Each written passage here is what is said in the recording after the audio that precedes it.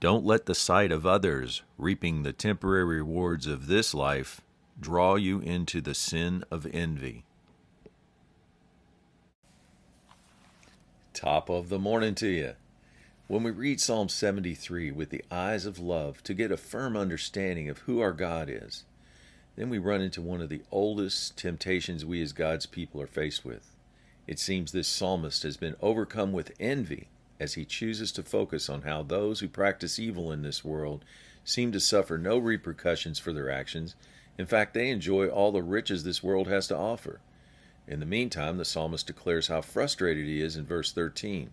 Surely then, in vain have I cleansed my heart and washed my hands in innocency.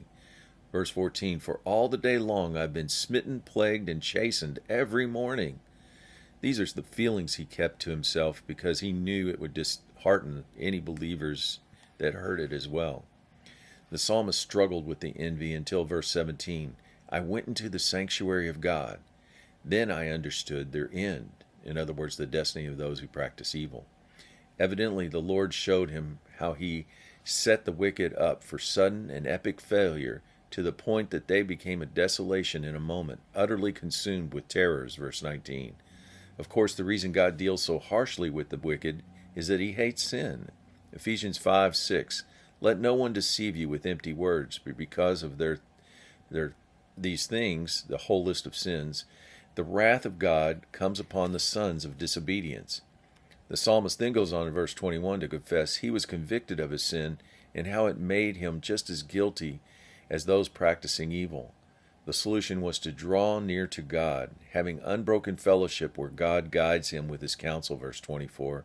Once his eyes were off the world system and locked onto God's kingdom, he declares his dependence on Father God as his rock and firm strength of his heart forever, verse 26.